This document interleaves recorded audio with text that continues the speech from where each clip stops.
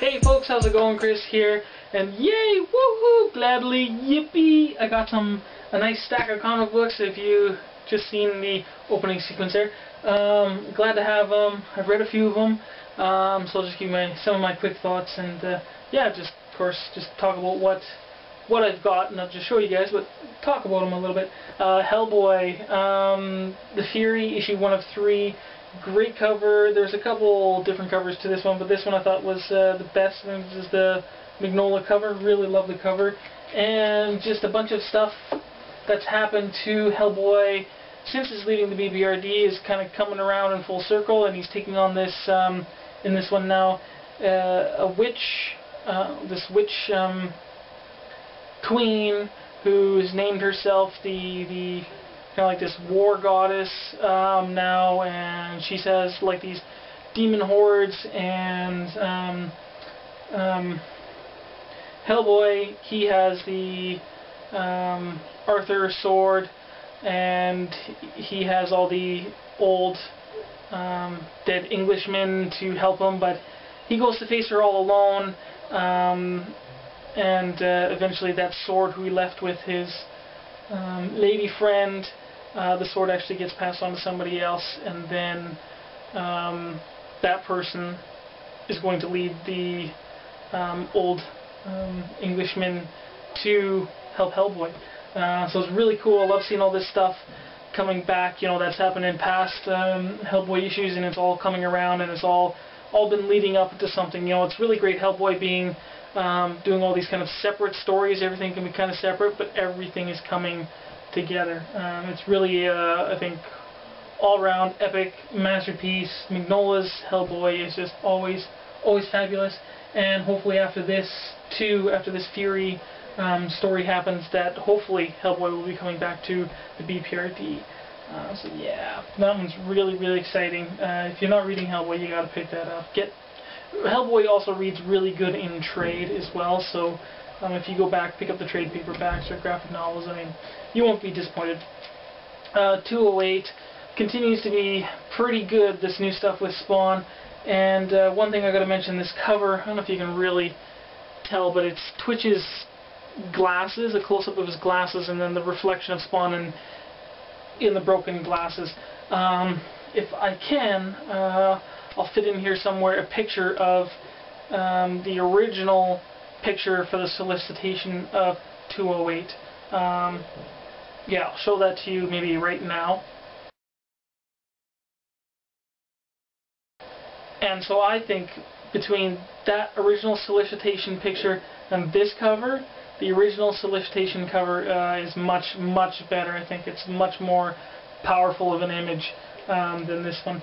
But Spawn, really great, and some you know, conversation and a lot of crazy stuff happening with Twitch and Spawn, and Jim does something I didn't think he would have done, but it's turning out to be some pretty cool stuff, and it's really starting to really, you know, a lot of answers, and a lot of, you know, he's just kind of really steamrolling to a lot of answers right now, so it's pretty cool. Yeah, really cool stuff. And Twitch gets a visit by his deceased son. That was kind of cool there too. So Spawn right now, really enjoyable. It's a good pickup. Good pickup. Love McFarlane stuff. Speaking of McFarlane stuff, and also Kirkman stuff, Haunt, again, cover, not the most powerful Haunt cover I've seen. Good art, but not one of the best covers. And wow, in this one, after the apparition has come after, what's his name, Kurt. I always keep getting the brothers mixed up. There's Kurt and Daniel. And Kurt's, I think, the dead one. Anyways, after the apparition has come after him, he kind of sacrifices himself to keep his brother alive. He goes to this great big white space, and wow, a lot of answers, but then also a lot of questions. So you really kind of get the idea of course, the apparition, but what and why and how Haunt is who he is, and that there is a purpose for this happening to them. And wow, just some really big revelations, I think, so far. Some really good stuff. So, good comic, definitely. A really good issue, nothing wrong with that one. Judo Girl by Blue Water Comics. It's a good fun tale with these, Judo Girl, these Atlas characters, and she's kind of like, this chick from the 60s, and of course, but set in present days. But kind of like this government agent, martial arts chick, and she's interacting with these other guys, so it's really kind of cool. The one thing that I have a problem with in here, they mention, judo a few times in that, but Judo Girl, I think ever since her first series, and this is the third one, I believe, she hasn't done judo since then. She just does her punches and kicks and stuff like that, so that's about the only thing that kind of sucks. And her brother, Judo Boy, or now usually called Judo Bot, shows up, so it's a okay series in Judo Girl and some of the Blue Water comic books, but I'd be really happy if they put judo actually in the comic books. Alpha Flight, Fear Itself, it's okay. Good cover, some good people working on it.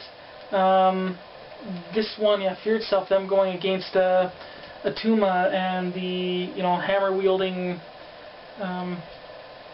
one of the hammer wielding dudes, one of the worthy of the serpent, and is somebody that they've gone against before.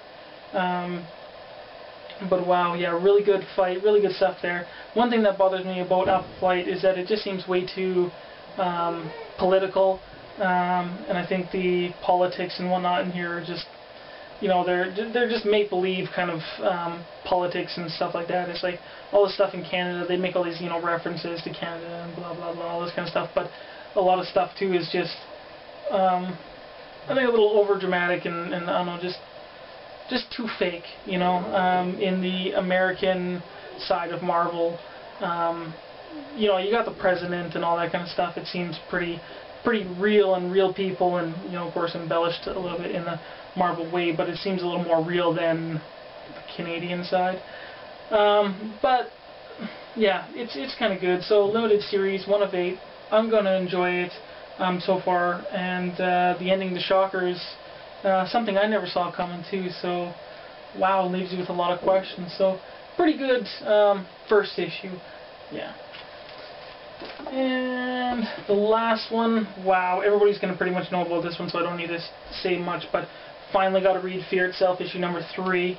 Spectacular. Spectacular. That was really awesome. Really good artwork.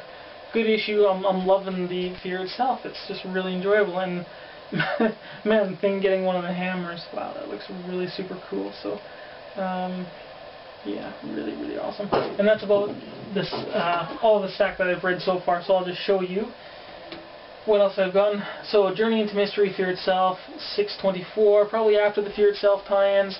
Really don't need it. It's kind of good there, give you some background, but it's kind of some things that's really, really pertaining to the Fear Itself event you could probably figure out by reading Fear Itself. And the rest, of course, is just Loki and Asgardian kind of stuff. So you maybe could skip it if you're not really into Journey into Mystery or, the Thor title. But you're into Fear Itself. It's kind of worthy, but I think after the Fear Itself event, I'm probably going to drop Journey into Mystery. Fear Itself, Spider-Man. First issue I wasn't too excited about. This cover doesn't get me too excited, but I believe I've already seen people showing and talking about issue number 3, and I think that's where they actually fight the Thing, the hammer-powered Thing. So that one's going to be really cool. So at the end of this 3 issues, I think I'll end up being pretty happy with having it, the limited series. Another one I'm pretty excited to read is issue 663 of Spider-Man, basically just because of Anti-Venom coming back, and to see that kind of interaction with Spider-Man again, that'll be pretty cool, I think. It'll be very enjoyable. Hulks, yeah, I've heard what's happening in this one. Seems interesting, but just kind of a mindless, just there kind of Hulk tale, I think, sort of. Nothing really spectacular. It's going to be there. It's going to be a fun read. I'm probably not going to find anything really wrong with it, but it's just going to be kind of be there, I think. But one on the other hand that I am a little more excited to read is Hulk and the Planet Red Hulk stuff. And I believe some of the stuff that I've read, I believe this is going to have something to do with the Watcher, Watu, getting revenge on the Red Hulk. I believe that is partly what's happening in here is because of Watu's revenge. I believe that, and that happened way back in issue. I can't even remember what it was. I can't remember what it was. Early issues, anyways, of the Hulk series. The Red Hulk punched the Watcher, so that was a pretty crazy moment. Yeah, excited to read as well. I can finally catch up on this. I already have issue number 13. I was just waiting for this one to get here so I can read the rest. And the stuff continuing from the recent Giant Size X-Men and into what's happening here is going to be pretty cool. And it may seem that some of this stuff, kind of what I'm getting the feel of what I'm hearing about it, is that some of this is what may be leading into the X-Men Schism event. So that's kind of cool. Always a pretty good one right now to read is Wolverine, issue number 10. Can't go wrong with the regular Wolverine title. And another one you really can't go can't go wrong with is Rick Remender's Uncanny X-Force, and I believe Mark Brooks is doing the pencils on the inside. So, and really great cover. So, yeah. So that's that about you guys. Really awesome stuff. Those are the books. And after this video, I have a really cool package to show you guys. Haven't unboxed it yet. I'm gonna do that right on video. So yeah, that's about that. Leave comments and all that jazz. We'll see you guys later. Bye.